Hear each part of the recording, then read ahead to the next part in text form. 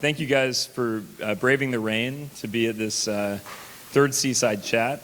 We appreciate your one, just making it out tonight, and two, making it through the rain, and also, I know this isn't right downtown DC, but it's pretty awesome. We enjoy having people down at the Garden, which is building momentum space, and we're here through a PA construct. So, good evening. I'm David Schiff. I'm the deputy director at NavalX.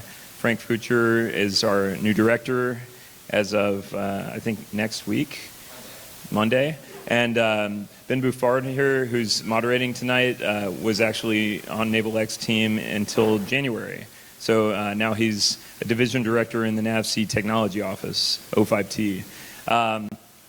We picked this topic because we know that additive and subtractive and other kinds of manufacturing have not been necessarily given their due in the last few years. A lot of people, and from my time in the Navy, a lot of people think that additive manufacturing is kind of a hobby. And you can go to a maker fair and see people making little Yodas, which you can see here too. But there are a lot of transformational things happening in this field.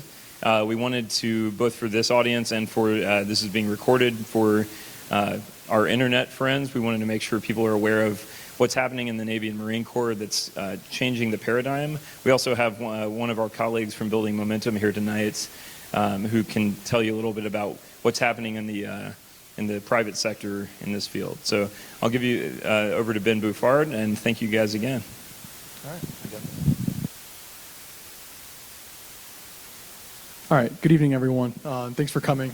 Really exciting topic tonight. We're going to cover a lot of areas. I think we're not going to pigeonhole ourselves into additive manufacturing or advanced manufacturing. We're going to talk about broadly making and that movement that's underway in the Department of the Navy. So I've known every panelist up here for some time now. I don't think you could ask for a better panel to talk about this subject. It's really exciting. So I think we're just going to get started. And what I'm going to ask is for each panelist to start off with their name, their title, and what their organization does with respect to advanced manufacturing and making, starting at the end. Hello, everybody. I am NavalX, Captain Type, United States Marine Corps. I'm down at Marine Corps Systems Command, and I am the project officer for the advanced manufacturing operations. Not used to microphones. Used to just shouting. All right, so like I said, Captain Matt Audette down at Marine Corps Systems Command, Advanced Manufacturing Operations Cell. So we're the touch point for all things advanced manufacturing of the Marine Corps. We run the 24/7 AM help desk. We advise the program of records on how they can implement additive manufacturing. And then very recently we took over the Marine Maker movement from where it started up down at DCINO. Hello, everyone. My name is Ben Hudson. I'm an associate designer and trainer here at Building Momentum, which operates out of this space. We primarily do problem-solving training and training focused around a wide variety of advanced manufacturing technologies, 3D printing, laser cutting, CNC machining, 3D scanning. And we also operate this beautiful space that you've seen in the shop next door. And sorry about that. And now home to NavalX. My name is Gary Shields. I'm the director of the Disruptive Technology Laboratory at NavC Carderock. It's a technological think tank, and what we do is think in terms of paradigm shifts and figure out how to use the social networks to transition that paradigm shift to the fleet or to the force. Can you hear me? Okay. Okay, I'm Liz McMichael. I work for the Naval Air Systems Command. I'm the NavAir Additive Manufacturing and Digital Thread IPT lead. I've led the command initiative for NavAir on AM for the last 4 years. That command initiative is really focused on operationalizing additive manufacturing across all of naval aviation, wherever it needs to be used, wherever it can be used to make things better. Good afternoon, everybody. My name's Doug McHugh, Master on Type, United States Marine Corps. I am the additive manufacturing lead for Headquarters Marine Corps. Right now, I'm currently writing the policy for additive manufacturing for the entire Marine Corps. Got brought up here. I'm a machinist by trade, and got brought up here because I started up about 4 years ago in the additive manufacturing world and stood up the expeditionary fabrication on the East Coast, and which is now a full program record within the Marine Corps. They wanted somebody to have more of a technical background that not only understood the manufacturing capabilities, but had actually used the gear, actually 3D printed, actually subtractive manufactured, and done a lot of the advanced manufacturing capabilities that are out in the Marine Corps today. So. Okay, great. So as you can see, we have Navy expertise and Marine Corps expertise. We have additive manufacturing expertise and broadly making and process and all sorts of interesting things to talk about. So next question. Why do you find advanced manufacturing important? Why do you find the maker movement important? And what is the #1 most exciting application you've seen through this movement? All right, so I'll go ahead and jump on this one. Why is it exciting? Where does it kind of fit into things? In the Marine Corps, jerry-rigged is part of our culture. If you go to the de facto Marine Corps history written by one of our commandants, First to Fight, Chapter 4 is the improvisers. Marine Corps, historically, part of our culture is we are undermanned, under-equipped, underfunded, and that's not an excuse to throw your hands up in the air and I give up, we go home. It's every day in every shop in the Marine Corps, it's a find a way or make one attitude that moves the ball forward in those incremental steps. And so whereas before the maker movement, everything in the Marine Corps is kind of solved through duct tape and 550 cord and grit.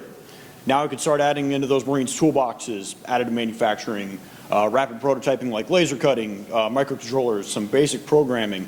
So now Marines can start solving problems on their own at the tactical level, because who knows the problems best? Who has the full context of the problems?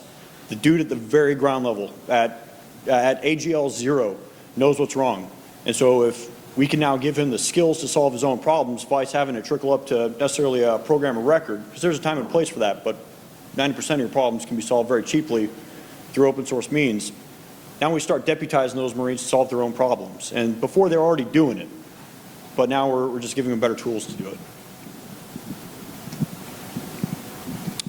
To tack on to Matt's comment, one thing I'd like to add about something that's really exciting is you're talking about cardboard and duct tape and just sort of trying to get stuff done. One of the really powerful things about this technology is as it becomes more and more computerized, the interfaces become easier and easier to use. And so where 20, 30 years ago, a lot of this kind of technology would take a very highly specialized amount of training to operate one of these pieces of machinery. Now, you can teach somebody in an afternoon and get them to a level of proficiency where they can actually solve a problem. And you don't have to have any kind of specialized technology to use a lot of this stuff at a very base level.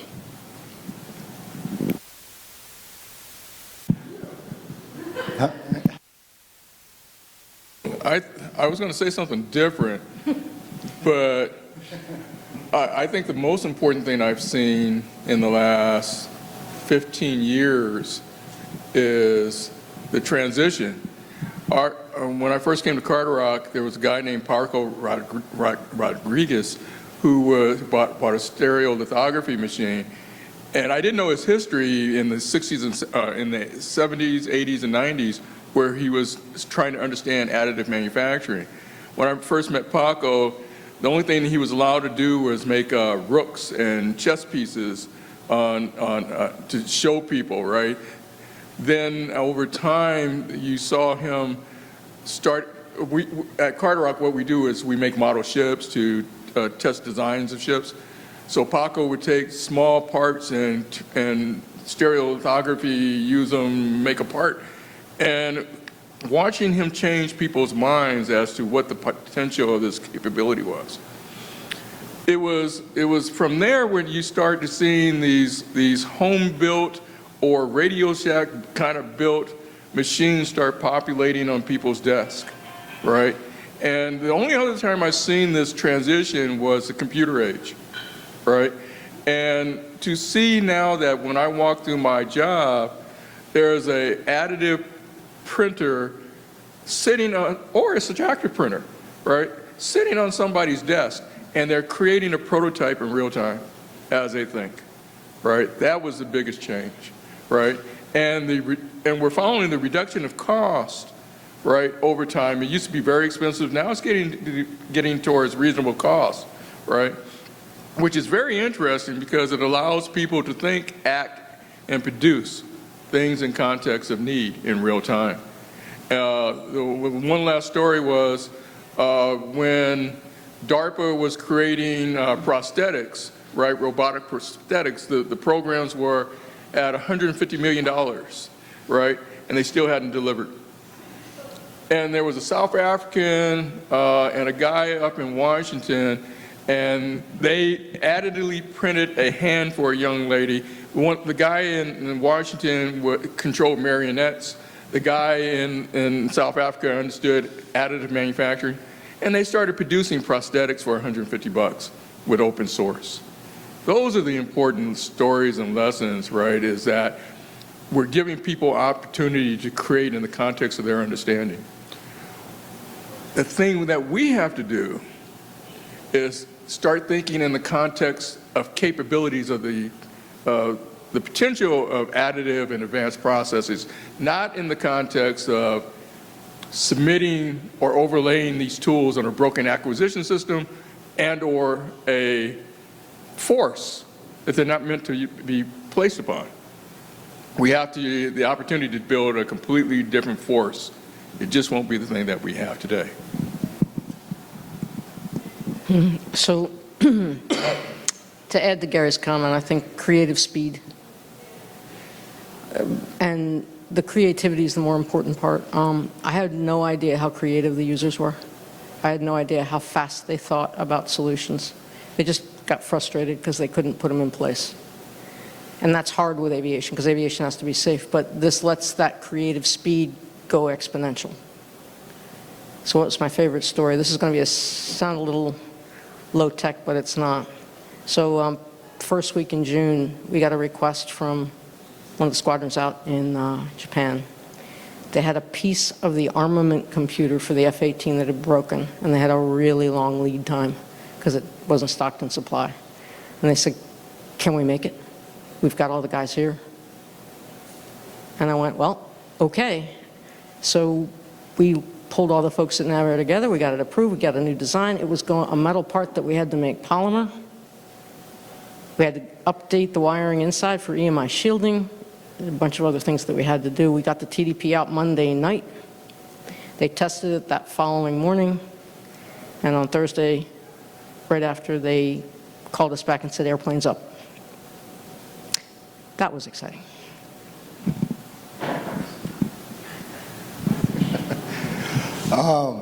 Yeah, a little bit different. Come from a machining background. When AM first came out, and the Commandant came down and said, "The Marine Corps shall, thou shalt do additive manufacturing." Especially within my community, we're like, came out, was like, 3D print came out, was like, hey, we can make our own parts. And from the machining community, we're like, hey, we've been making our own parts since 1775. We don't see what the issue is here. And not only that, the Commandant came down and said, everybody will be able to do this.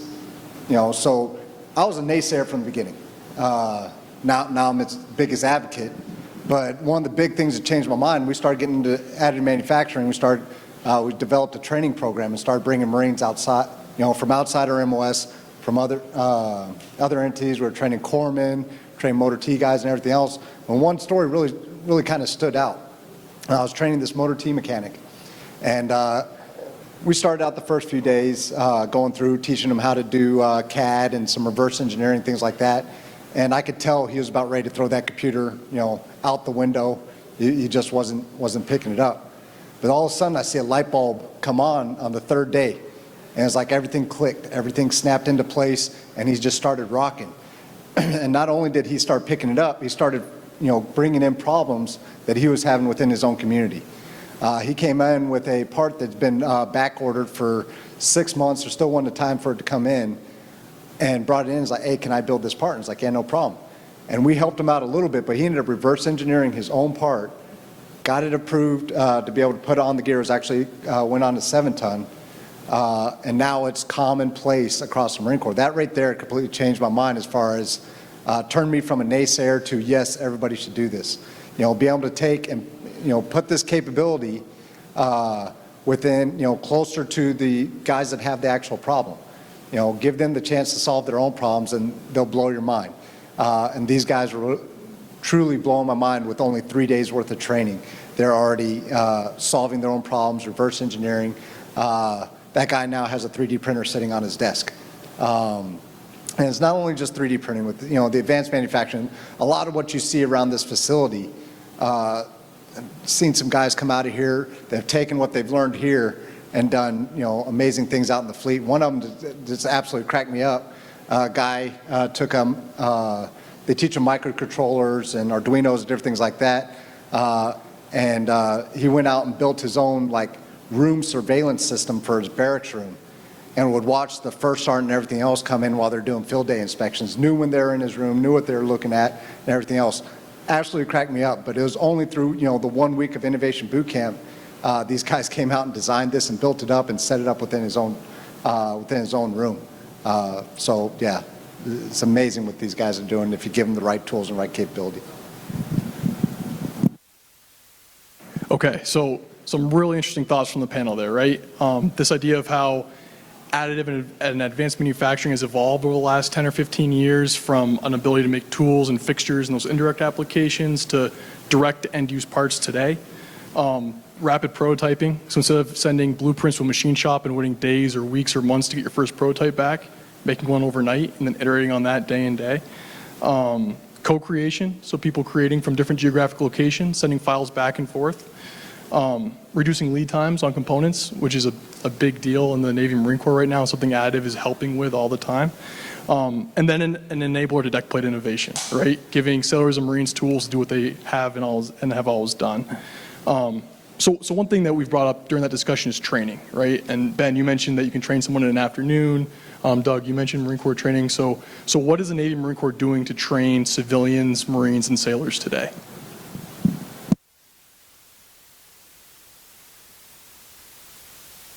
So within the Marine Corps, for maker training, additive advanced manufacturing training, primarily we've got 3 venues. The first one that came about was the Marine Maker Boot Camp, and that's the skills training that Building Momentum runs. It's a week-long absolute fire hose. They call it the Innovation Boot Camp, and like they don't use that boot camp term lightly. It's not like, oh, it's basic training. Like it's 4 20-hour days followed by an 8-hour capstone, and these guys are dog-tired after it. They get worked.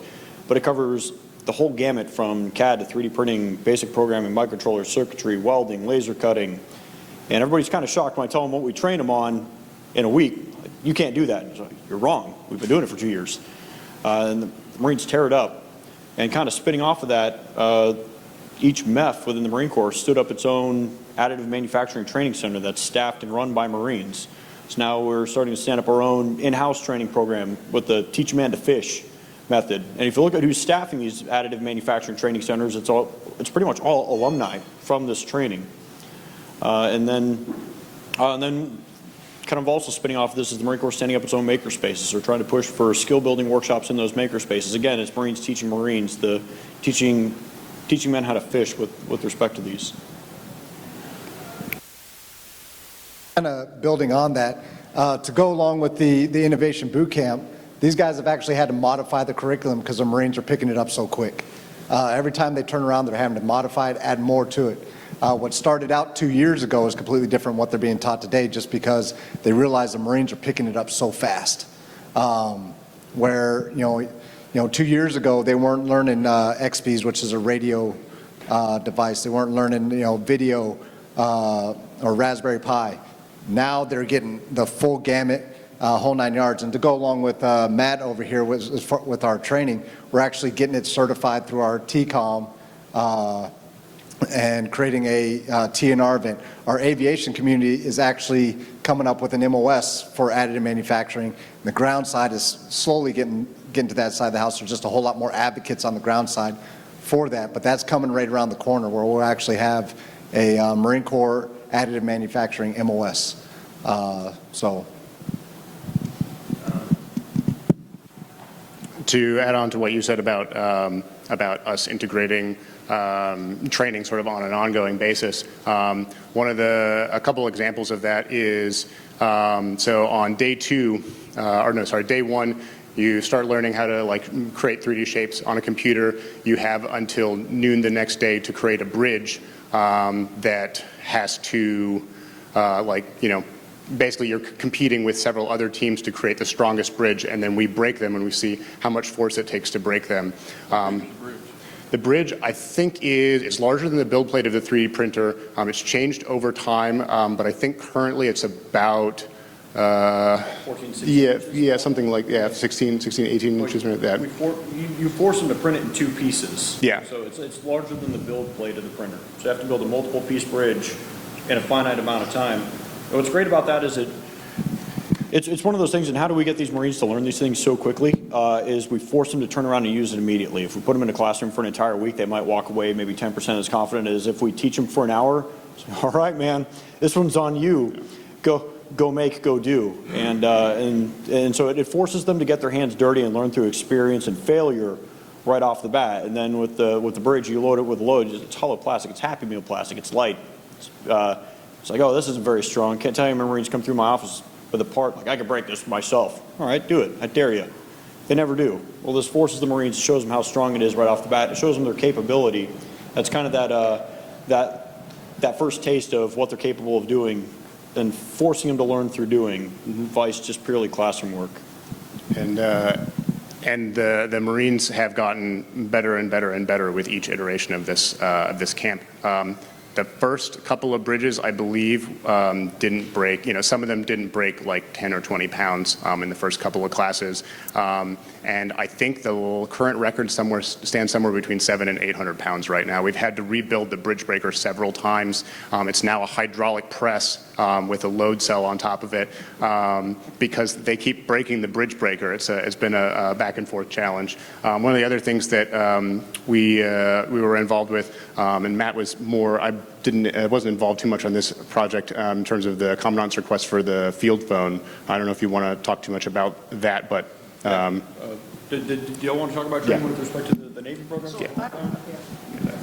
So I have one comment, and this is by no means to not advocate for AM technology, because I really am probably the biggest advocate you've got at NavAir.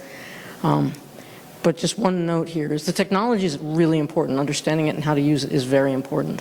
It's also really important to understand where you shouldn't. Unless you are a bird, flying is an unnatural act. In order to fly, there's a lot of design decisions and technology that has to work. And so one of the things that we do at NavAir is absolutely try and come up with a very quick and complete process so that when you want to make something on an airplane, we can say yes, if you do it this way, or no, not yet, or no, you can't do it yet, but we'll move forward and get you someone who can.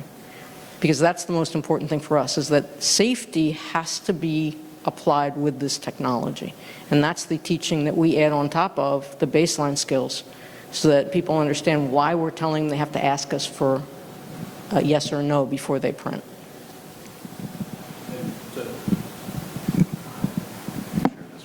To kind of build off of that, I do want to compliment your process, whereas I'm on the ground side approval process, and we have far fewer restraints than NavAir does because again, if something goes wrong in a piece of ground equipment, it doesn't fall out of the sky, it doesn't sink to the bottom of the ocean. So we're very, very lucky in that respect. And then we also have the added advantage of most of it's broken anyway, so we might as well try.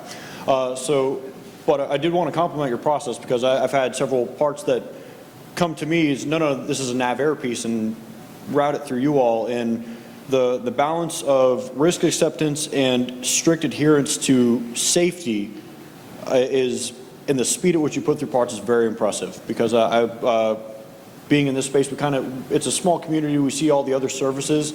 All the other services are still trying to wrestle with the balance between the safety and the risk acceptance piece. And the easy answer is just we move slow and it's safe.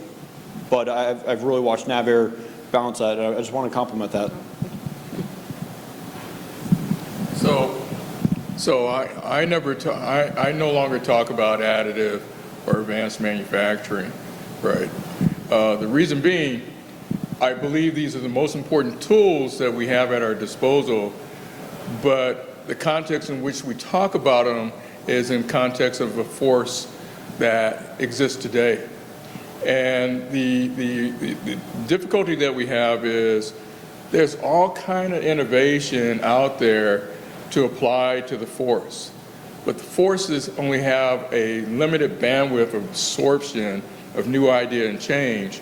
The majority of the force must remain the same to be wielded at the adversary that's presented in front of you at the time with the greatest number of people that know how to wield the force.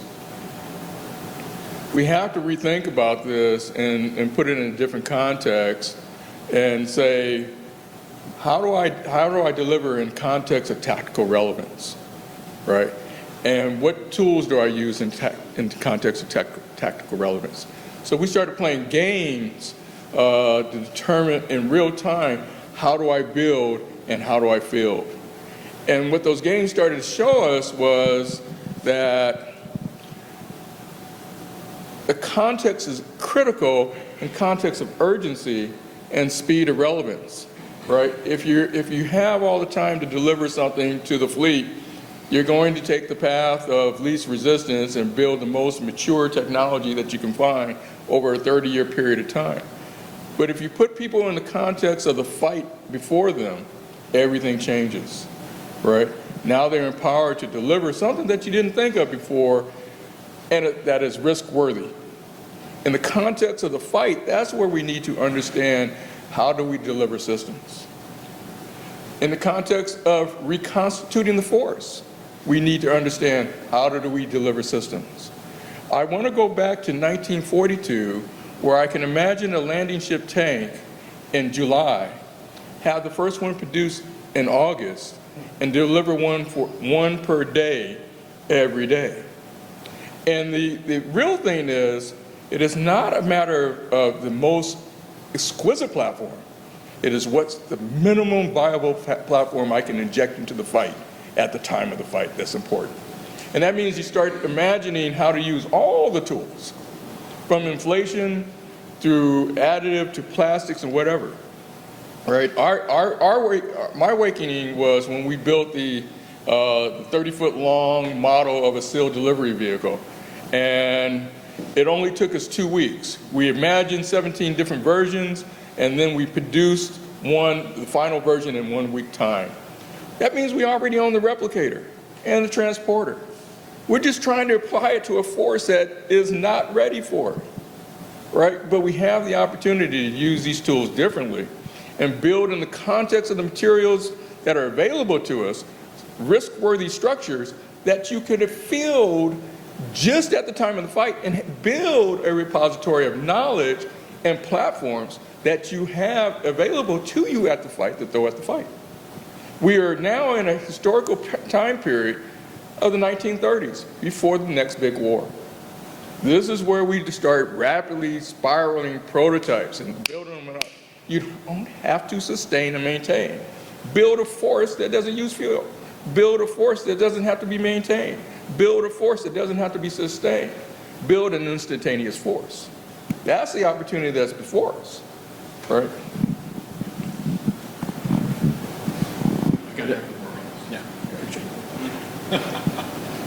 All right, thanks, Gary. So, from utilizing technology to make attritable platforms and to change the way we fight wars. Great conversation from the syscoms on how we balance the, we don't want to stifle that deck plate innovation we talked about, but at the same time, we need technical rigor applied on submarines and airplanes and those sorts of things. I don't think that's unique to AM, but the AM community has done something really interesting. They have Don-wide policy defining low critical application. They call it the green box. If it's not in a critical application, it can be rapidly approved at a low, they delegate their approval authority to a very low level. If it is a critical application, then it goes through that technical rigor it needs to. So lots of exciting types of applications and lots of great uses out there. What do you all see as the #1 hurdle to implementing advanced manufacturing or the maker movement within the Don? So I'll start with that one, if you don't mind. So let me just kind of set the stage in terms of risk, okay? We, as in naval aviation, are very, very aware of risk, okay? Green box and the idea that there are actually components out there that do not have airworthiness implications was a very big new concept. It took a long time for our technical airworthiness authorities to understand what we meant. But that's not across the enterprise yet. And so when we talk about technical airworthiness, we talk about approving green box items. We approve parts for F-18 airplanes that I can make onto a $2,500 printer that I buy at Walmart. When I tell that to industry, their eyes get big. Because that's never how industry, big industry, has ever manufactured things. It's always been taking there is no such thing as a green box. It has to be this detailed and this, reviewed and this expensive and take this long. So I'll use a moniker or a tag phrase that I use with my team a lot. I say, for green box, how low can we go? Do I need a $2,500 printer? There's a $300 one I can buy off the shelf. Can I make my own filament instead of having to buy it? How low can I go and still be safe? Because part of that is showing industry that there's room. And that's the biggest challenge, because until big industry jumps in with us, we're not going to get there, because they need to see it as a viable approach to manufacturing, because we're never going to replace them, and we shouldn't. But we also shouldn't necessarily say that the current way that takes a long time and costs a lot is right either. So I would kind of disagree with that, right? I don't care about industry, right? The bottom line is we as the DoD need to know how to fight with this stuff, right? And we need to know we have a giant industrial base at our disposal. We need to figure out how to wield it in the context of urgency in real time. And if we do that on a religious basis through games and through exercises, we will understand the right sizing of industry relative to the new technologies that are being deployed, right? We will understand the redistribution of wealth that this represents, right? The money's not going to go to Boeing, it's going to go to the mom and pop shop that's available to produce something for us in real time. We will only use industry, if we do this correctly, we will only use industry, we will source their files, right? When we need their files, or we will hand them a file when we need many of the things that we need to understand or we need for the fight. Because we don't have the greatest capacity, but we have the ability to surge in context of the fight that we're in. And that's what we need to understand. So I want to kind of build on that, because one of the dealing with industry, having access to the files, and what are some of the greater hurdles that I see facing AM, I'd say where it butts up against the traditional parts of the service. And one of the things I never get I'd say a good 50% of my job is just having conversations for context for people that are new to the community. And I never get no, I have concerns. And you have to address those concerns before people adopt. That's how innovation works.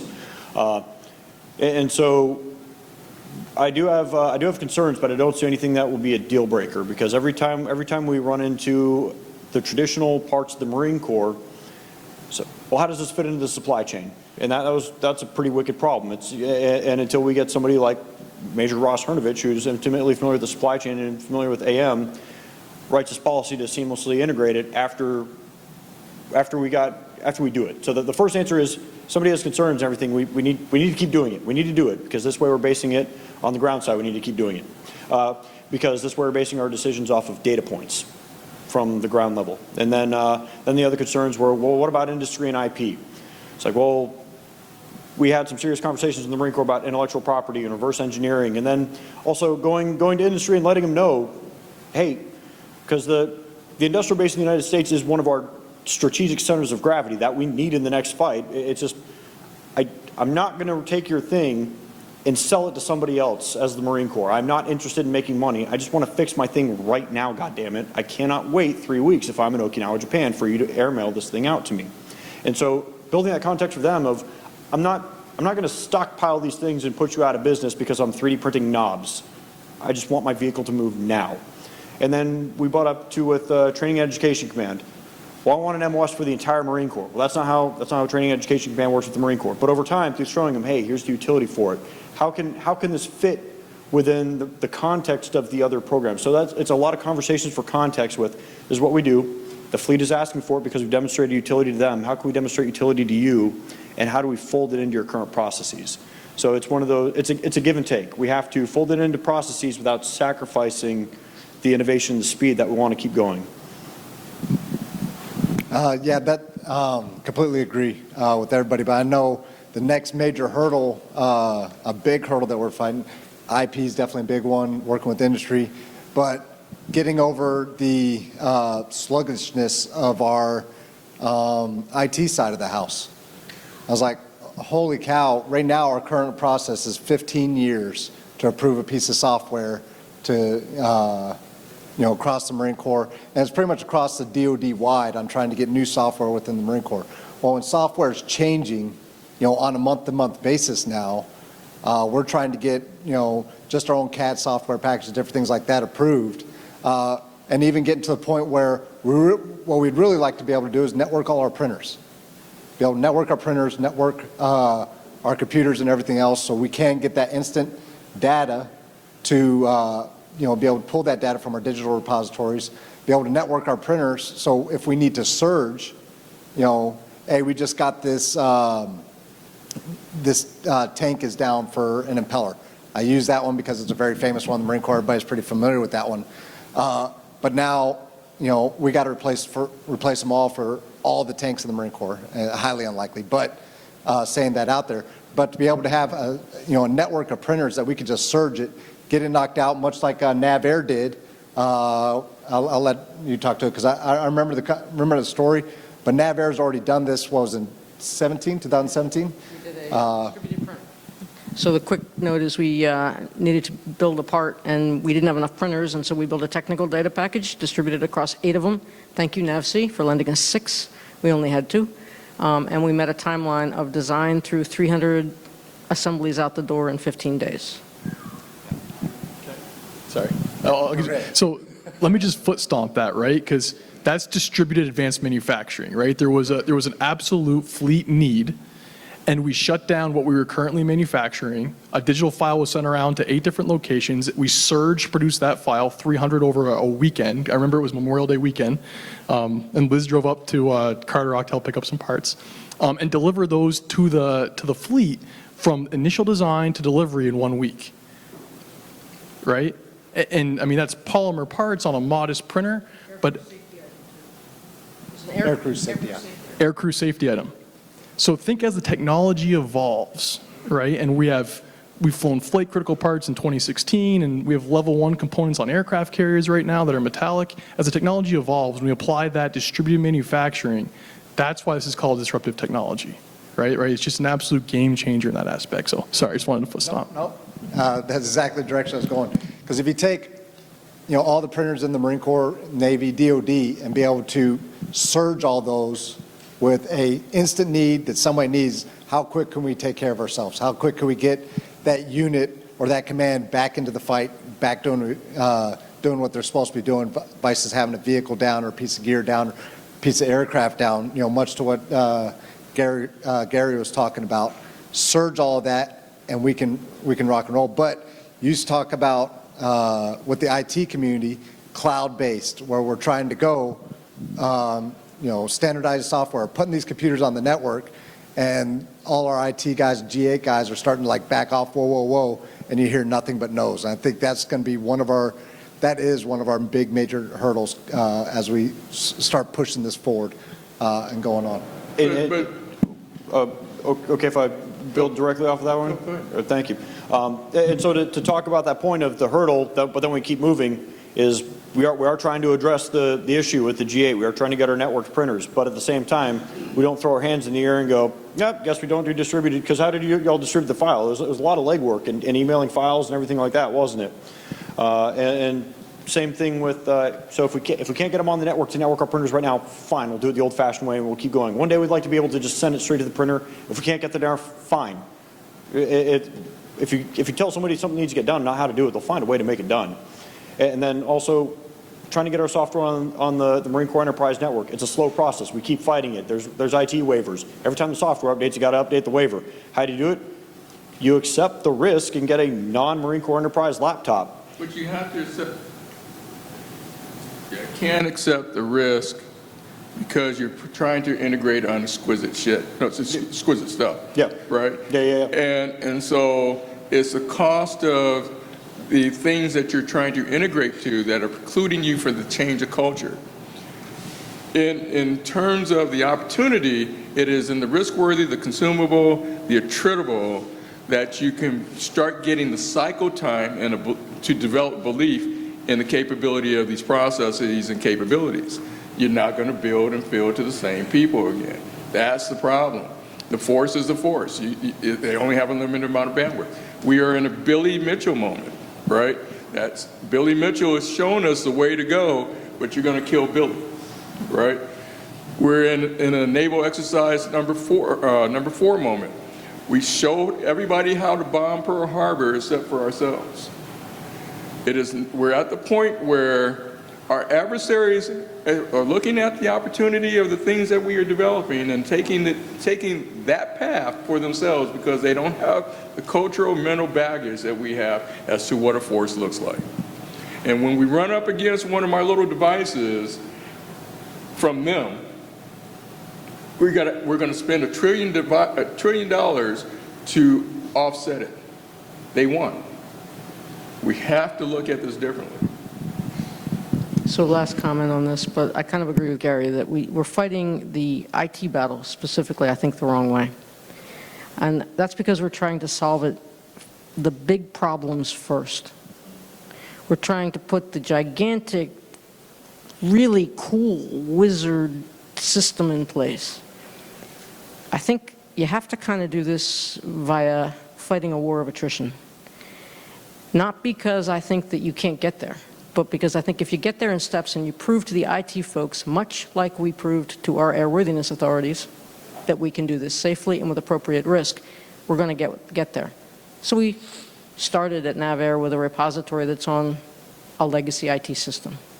We started with standardizing disconnected ops. So you can still download the files, you just got to carry them to the other computer. We started to standardize equipment and standardize software. We have tools that are available now that develop our TDPs that are in a standard format. It sounds little, but once they see that we have a defined process, defined tools, defined ways of managing IT risk, they start to relax a little bit. They meaning the IT guys who need to approve this stuff. So that's the way I think we need to move forward. I do think that there's some big rocks we need to go after with that and getting some of the right software in place, but I think if we start and go too far that way, we're going to get that reflexive no that we maybe don't need to get. Okay, so some pretty gnarly problems, right? IT, AM is in advanced manufacturing is naturally a digital technology, so figuring out how to leverage that in the Navy Marine Corps is always going to be a little bit difficult. So integrating it into the supply chain, again, a lot of difficulties there. There are a lot of smart people working on this future business model and the push and pull between what we do organically versus what we do industrially, how that new business model looks, and people have talked about a Netflix model and things like that. We could probably talk through the weekend about that if we wanted to. But that's a really, really interesting problem that luckily we have some smart people thinking about right now. And industry's engaged on that problem too. They see the future and they're obviously incentivized to be a part of the solution. So a lot of good work going on there. We've been talking for about an hour. I have more questions and can talk all afternoon, but I want to open up to the group now. So what does the crowd think? Who has questions? Let's just start firing.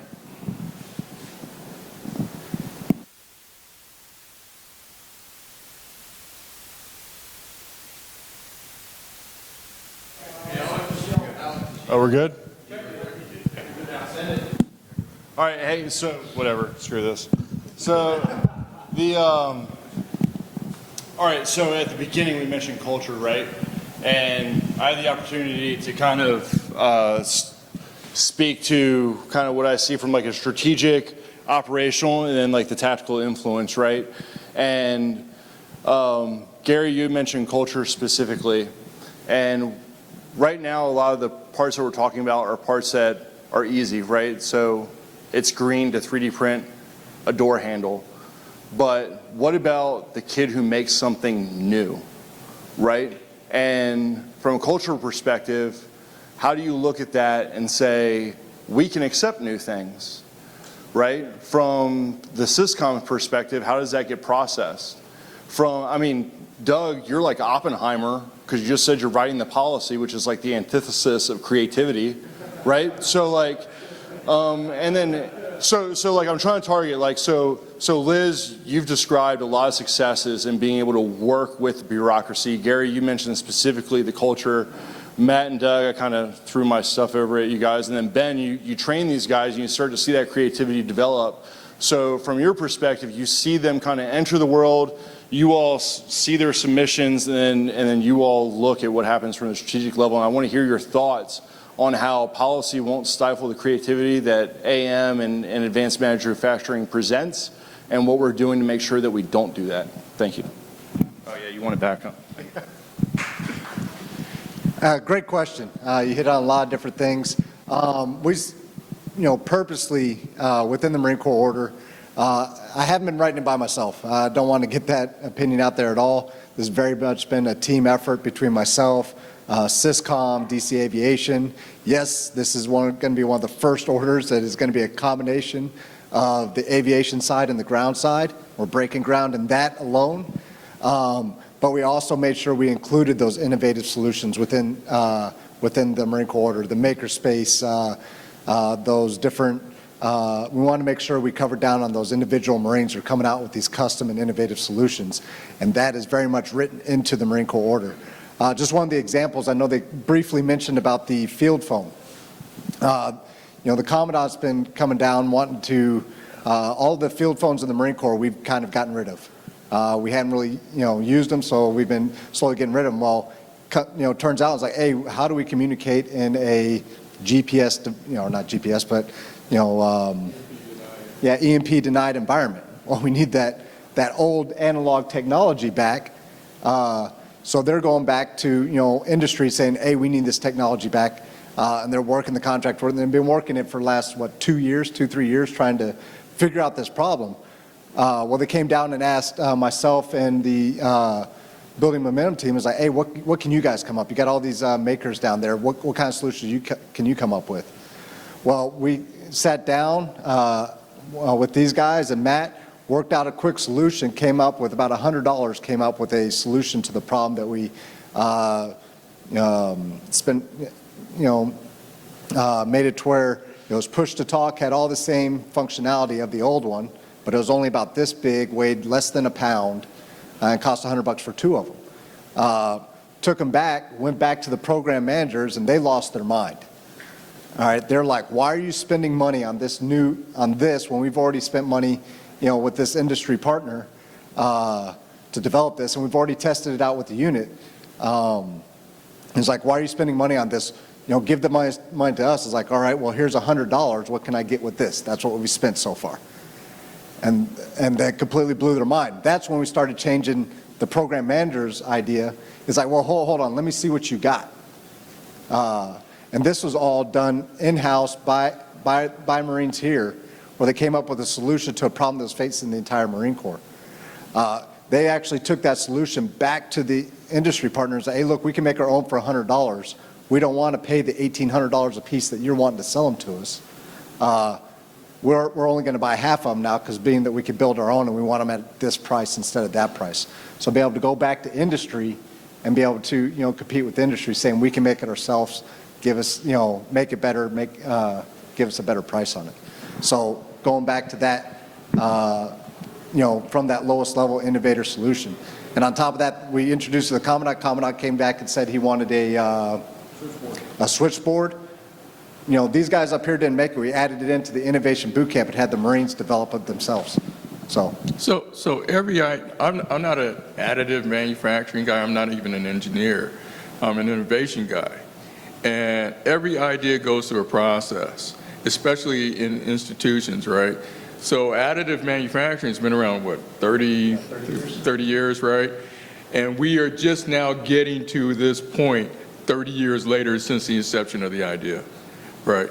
And the process of innovation is a social networking thing, right?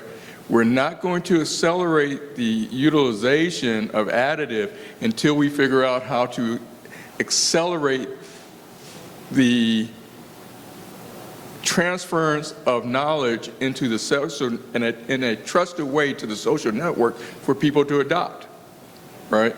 So additive is in the same position as in 1903 or 1902 when the Wright glider was built, and you had Langley and Bell over here doing naval engineering trying to deliver a system, right? It wasn't until Wright, Curtis, and all those other guys at Bellario built airplanes the right way that it came to the Navy to, oh, I got to give up on naval engineering to deliver a system and just go buy one, right? You have to, every idea goes through the same process, whether it's a submarine, whether it's a carrier, whether it's, they start off as risk-ready things that go through a process of social adoption through a small group of people. Once you get to 300 people, you get an explosion. Once you get to 3,000 people, you get an explosion. Once you get to 300,000 people, you get an explosion of adoption of a system. We are now at the point where in the DoD, you have thousands of people that have come to believe additive has a role, right? What we have to figure out is, say what we're doing now, toolless manufacturing. How do we get people to adopt that faster? That's the real statement, right? How do we spread the religion faster so we can do it in a way that we are adaptive, adoptive, and within the OODA loop space of our adversaries, fielding things that they cannot deal with in real time. So one comment, policy doesn't have to be bad, though it often is. Yeah. If you build the right policy, it's informed, right? If you build the right policy, it becomes the Bible for the religion that you're trying to spread. Per Gary's point, if we use the policy as an accelerator of that social networking and adoption, that's a positive policy. We don't have a lot of good track records with that at DoD. So how do we make sure that the policy is informed? Well, first off, you don't disconnect the policymakers from the guys on the ground, which is what's happening with the fact that Doug's writing the Marine Corps order. But that's still going to still be a challenge because there are lots of groups that policy has to address, and not all of them are true believers. And so how do we make sure that that policy that gets written is truly an accelerator of adoption versus what it typically is, which is to slow us down? So you're talking a lot about making sure that we aren't stifling ideas and encouraging all of these, encouraging new ideas to come to fruition. And my perspective is dealing with people who are on the very early end of getting into and becoming aware of a lot of these technologies. And one of the things that I think is very important in all of these creative processes is in this concept of play. So I think the description of this this talk talked about the maker movement being more than just like printing out plastic Yodas. But I actually think that that has an important role to play. Especially in making all of these technologies both approachable and making sure that you have people that are championing these technologies, it's important to not to constrain people to like this or that or the other, but in order to get the most highly diverse level of innovation, to allow people to really explore an idea no matter what it is, no matter what its application is, letting people actually sort of play around with a lot of these new technologies without a lot of constraints is really important. But the problem is that in our business, it has to have value, right? And the cost of entry, the barrier of entry is it must not fail because somebody on the other end is going to die, right? And in the last 70 years, we've become so risk averse and trained ourselves to say we can't afford to lose anybody, right? That the systems that we build are ever more exquisite. We have to come back to the belief system that we can risk human beings, we can risk the systems, so that we can get to the iterations of products that are going to give us the diversity of products and the density of products and the agility to field products that our adversaries cannot counter. Our adversaries can change their fleet every 5 years. They got all the money. We need to think more like Osama bin Laden than the Americans, right, in terms of what we are willing to field, right? If we are only stuck in fielding the exquisite, we will be in this ever-ending cycle that will take us 30 years to field anything. I do want to jump in right quick because, yeah, with the policy, we have absolutely written in the ability to learn through discovery, learn through discovery training. Like that, those are the exact words I wrote to the education piece. And then we've got an infinite amount of top cover with our current commandant in the Marine Corps saying, hey, go and do. Move fast, fail, learn from it, iterate, move forward. And so we made sure with this order, because it was written at a working group where we pulled in Marines from the fleet to write it. And so it was written in to not paint AM and to just repair parts. Because if we do repair parts, we're leaving a lot of goddamn money on the table. A lot of good ideas on the table. So those are new innovative solutions. So we've made sure that we've built in fast tracks for new innovative solutions that pose minimal risk to gear personnel. Go, boom, flat out, run with it. If there's a moderate risk to people, bring it to your accountable officer and have a second pair of eyes do risk assessment. Everybody in the Marine Corps does risk assessment. So we paint it in terms that's familiar to everybody else. And then as you move up the adoption curve, how do you get these things into programs of record? And that's where we tend to hit a lot of these brick walls with things. So I've got a plan for it because I know exactly what you're talking about. And I've been thinking a lot about this over the last few weeks with this field phone. Program of records. As soon as you say, like, hey, we need to start fielding this to the Marines, the people, it's like time and money is finite within the Marine Corps. Where's my written requirement for it? The fleet wants it. That's not good enough. Commandant said he wants it. That's not good enough. Where's my written requirement from CD&I? So how do we circumvent that for the low-hanging fruit? And so that's why I want to push for collaboration platforms to where things like Marine Maker, things like 8Wire. If you look at Instructables, it's an open source platform online. I can go and step-by-step detailed instructions on how to build it myself. So now we've got our own platforms like that in the DoD. We start hanging it there. Here's your instructions, here's your bill of materials, make it yourself. We don't need a program of record for some of these things. A program of record is a good thing for certain systems, but not everything needs to be a program of record. So here's a bill of material, here's how I made it, here's how you assemble it yourself. Design, iterate, improve at the ground level. And so this way if a unit sees utility in it and they want to adopt it, they can start doing it themselves, where your project is like, we wanted to give it to a program of record and it didn't look like all the other nice, neat puzzle pieces and it didn't fit in perfectly with the system. Right. So where did it go? So like that's pushing me to, we just build our own path. We build our own path through these collaboration websites. Marines see it, they build it on their own, they show utility to their commanders. The commanders go back to systems command and go, why the hell is my guy paying out of pocket with unit funds and building this? Why the hell aren't you building it? So this way we're getting more pushback from the fleet and then we're moving forward with the innovative processes. So when you say platforms, do you mean platforms or do you mean parts? No, I mean, with respect to the innovation platforms, I'm talking about specifically websites where we hang CAD files, instructions, things like this, not necessarily platforms in the naval sense of the word. Yeah. So I'm in the platform in the naval sense of the word. Okay. So we need to connect those two together because you have the right vision. I have the right manufacturing capability. Absolutely. So it's connecting those two things together. So are you going to be in Antex? Trent. In July. July. I'll do my best to be there. Yeah, yeah. And folks should come out to the lab and see what we're doing, because we're working with the Marines and building this Marine Corps. We're converting Converting the expat. Gotcha. Okay. Oh, no, get rid of that, right? So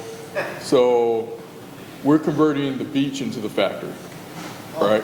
So, Okay, yes, I'm familiar with what yeah, so you guys need to see this. Yeah. Because the way you talk is the right talk, but you need to connect it to the ability to build, right? And that's what we want to show you. Yes. Right, because we're at the age where we're going backwards. We're using the digital thread to connect it to human energy to produce, as opposed to machine energy to produce. And that's the purest form of the digital thread, right? Oh, yeah. The So factory in the foxhole. one last comment. We've got over 200, close to 300 approved qualified parts for AM, green box and blue box at NavAir. Our biggest challenge is supply integration. My leadership has said, fix that, which means I will, by the end of 2019, have the supply integration strategy, coding, and every part that we have that's approved will be able to be ordered in supply from either an organic site or from industry. And the industry will be anyone from Boeing down to Bob's House of Bait and 3D printing. Sorry for those of you who haven't heard that line before. The point there is we're going to expand the industry base. My digital repository will be accessible to all tiers of vendors. And that's the key that you need to be able to expand that.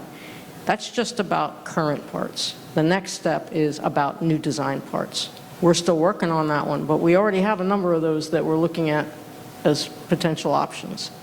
And there's a specific, I think, unmanned systems are an absolute great platform to go after. Our risk is lower. There's more appetite for the risk, and they often have very significant sustainment challenges that can be solved with a lower-end, lower-tier printers. That's, I think, a real good target, and we're going to work with our leadership at NavAir to go after that. Just one more note on policy. If you read some of the naval policy, one thing I've impressed with is that they're living documents. They implicitly or explicitly in some cases say, we will revisit this in 1 year. And so if you look at policy that was released in 15, 16, and then look at their policy that was released in 18, it's drastically different documents. They're much more friendly to the operator trying to use the technology. And that's something that I think continues to live on. So I think the Syscoms have done a great job with that.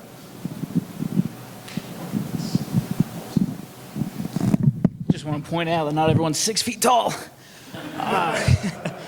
So I remember a few years ago there was a big hype about using these low-end drones, if you will. Being an old rotorhead, we had these gigantic dreams of launching these little UAVs you got from Walmart, and instead of loading an aircraft and getting it going in 45 minutes to an hour to get it out there.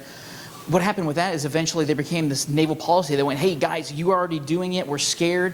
But it turns out the Chinese are going back around and all your data is going to them anyway. What was coming off the shelf is actually feeding information back to the enemy, if you will.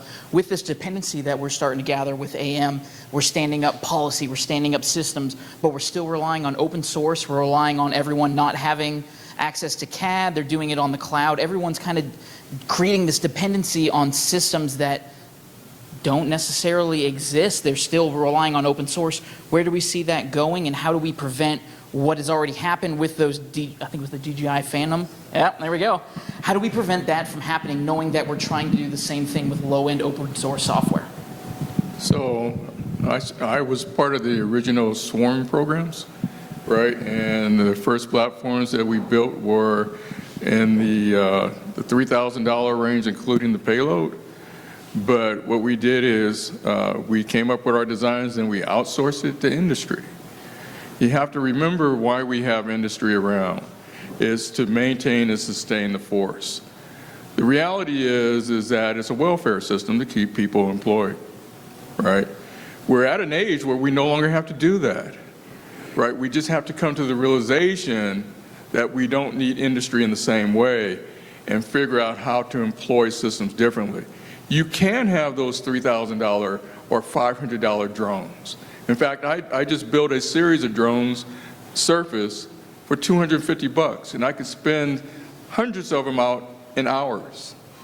But if I have to surrender the file and the methodology of production to industry, those same stupid drones, it will be $1 million a pop. That's what happened to the Suez UAV, right? It was supposed to be a cheap, low-cost system. But now you can only get one per ship if you get that at all, right? You're not going to get the density of platforms that we need for the fight if we let industry do it for us. I'll respectfully disagree with Gary. I think industry is actually as tired of the cost growth and issues they have with supply as we are. And ultimately, they'd like to see their designs turned a lot faster. Remember, if we fix sustainment, so sustainment doesn't cost as much, those dollars go to capability development. And that's what we want, and actually I think that's what industry wants. Industry's got enormous creativity. They just don't have an outlet for it right now the way I think we could get them as partners for.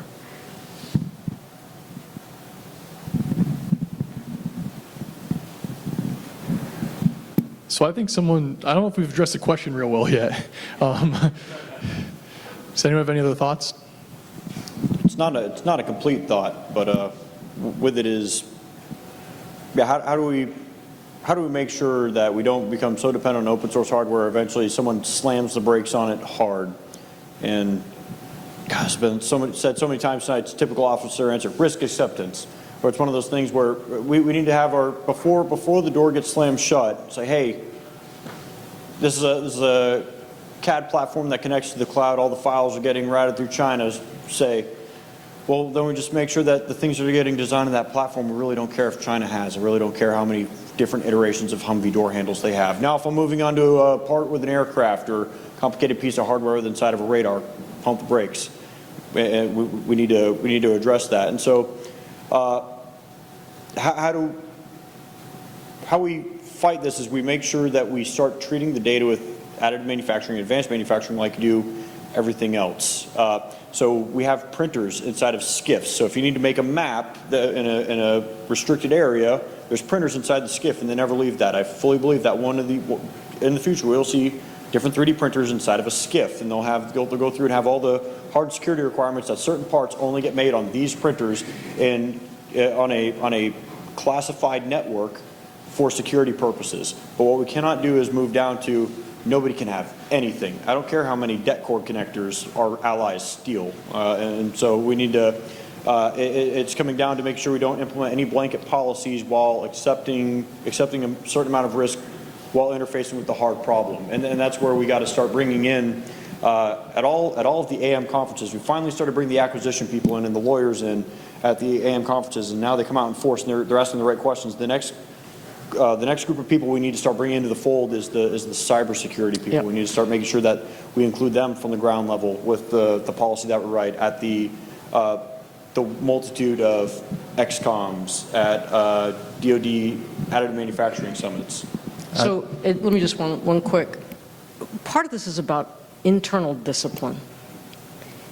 We don't like paying attention to security because it's hard. It means we have to think really hard about what pieces of every design we really can't just have open in the playground that we play in to try and come up with new designs. There's going to be some discipline we have to put in place that says, this is the category of items that, hey guys, no, we really can't do this open. It has to be classified. That's hard because people don't like dealing with it because it's hard. But if we don't do that, I think we're going to run into the situation that Mike comes up here. We're going to ultimately, all of the things that we're doing are going to come to a point where we have a real breach or issue with security, and we are going to get shut down. So the issue is, how do you put the discipline in place without shutting down the innovation? And how do you make sure that you've got that innovation capability at the right classification level so that you still can do it for even those things that you have that are classified? That's what. Yeah, just a quick note on your skiff, we're already there. We already have 3D printers in the skiffs at our Naval Surface Warfare Centers and across DoD actually. There's already 3D printers within secure facilities that are completely locked off and on their own internal network. So that's already done, that's already happening, and it's growing pretty rapidly. I think open source is an amazing thing. I actually love open source, but going a lot to what Matt and Liz talked about, it's all about risk. What risk are, we want to have. And I think it's a lot about educating, our sailors, our Marines, and everything else on, hey, should you really be, really be designing that on an open network CAD program, so to speak. We're really starting to tackle the cybersecurity side of the house. And on all honesty, it hasn't been one of our big priorities. Kind of like Liz said, it's hard. But now we're starting to, dive in there on how do we, secure our files. How do we secure our files when we transfer them from one unit to another, or from one unit to one of our NATO allies. How do we make sure, those files don't change as they get transferred, different things like that. How do we secure our printers? How do we secure our computers? Because everything we bought, we've air-gapped everything. Just because we haven't completely cracked the code like I was talking about earlier about getting them put on our networks. But we still have, they're still connecting them to Wi-Fi and different things like that to get to our JTDI site, to get to the Marine Maker site. And we're still working on that. We haven't figured it out yet, but it's definitely one of the things we're pushing towards and looking at. It's one of the things that we're trying to figure out still. So. And one of the things that with respect to the ground side of the Marine Corps is, and I say that to differentiate us from the air and the NAVC side because I'm not familiar with y'all systems, but I know we have the ability to govern by exception, because if we look at all the ground equipment across the Marine Corps, there's only a handful of things that we have genuine concern about falling into enemy hands.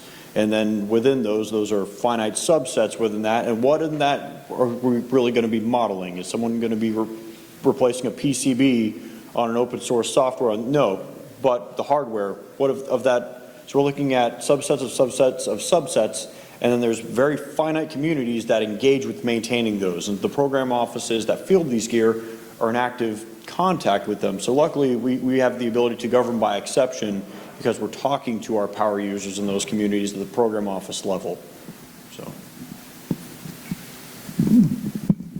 So like I said, I deal in paradigm shifts. Why am I not building and developing at a rate where I don't care whether they find out what I did, right?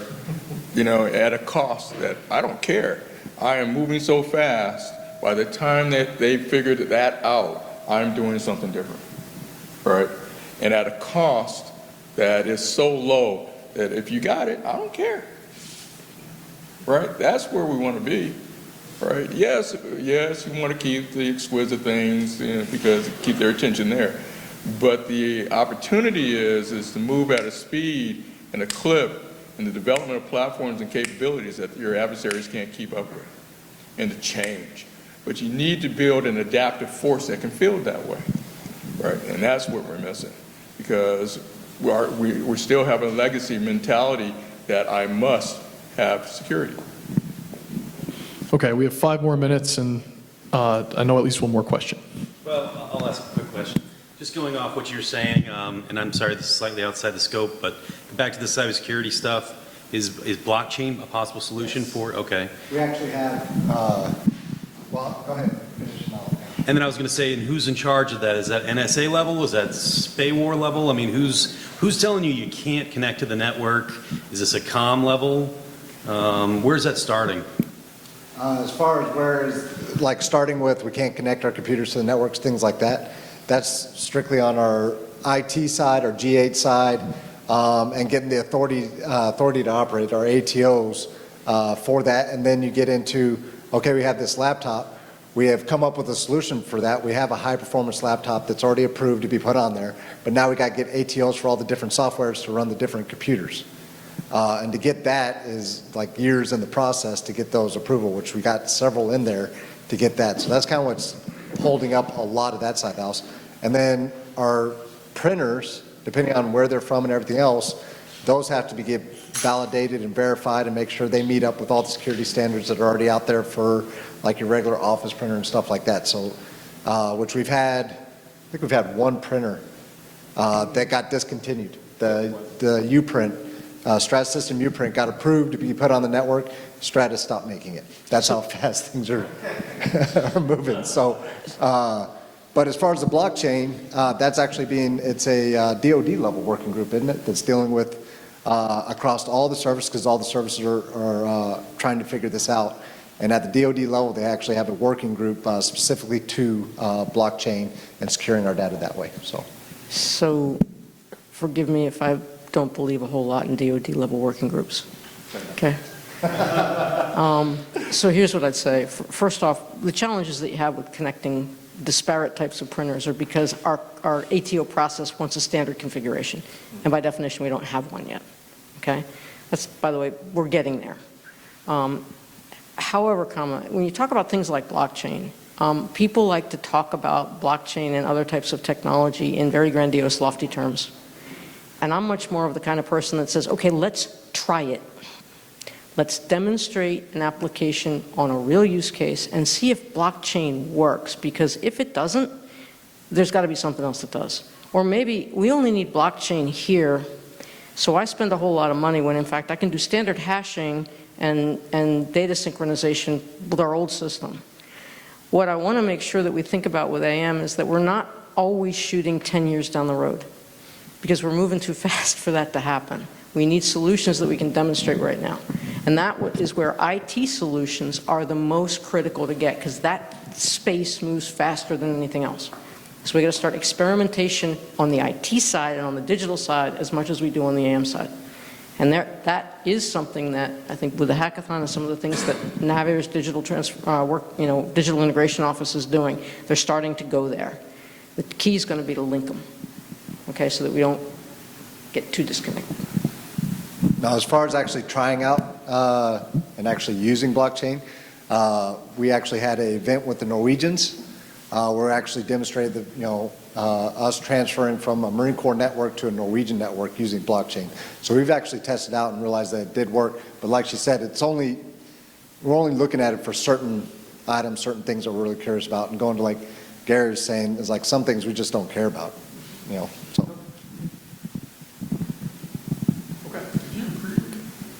So I think that's time. One more question? Yeah, we have time for one more. All right.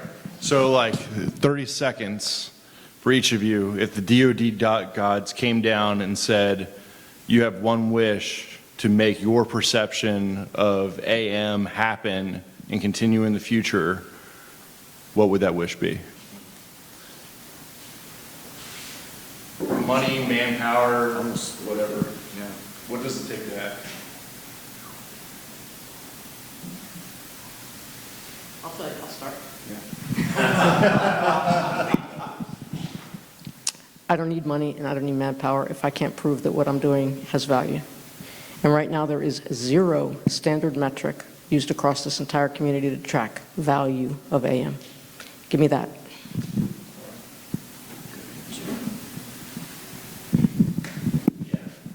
Stop talking about advanced manufacturing. Stop talking about AM. Start talking about warfighting with the industrial base. Yeah, I would sort of add on to that. Approach all of these technologies with the mindset that they are a tool that has specific drawbacks and specific advantages, and try not to over glorify them. Just see what their value is and apply them based off of that. And the innovation is in their constraints, right? I guess mine would be across the Marine Corps, for commanders to understand their capability within the manufacturing field. When additive manufacturing first came out, everybody was like, oh, yay, we can make our own parts. Well, we've been making our own parts for years. It's just we're a very small community and realize it. If I could get more commanders to realize, going towards your warfighting, the capability they had to be able to properly employ that capability, I think that would be a massive jump in the right direction. Yes, sir. And I'd say more willing on the system's behalf to examine those puzzle pieces that don't look like every other puzzle piece and go, well, therefore we don't need it. So, I'm because a giant part of my job is interfacing with the fleet. They keep asking, why can I not get more Marine Maker training? Why is TCOM not picking this up?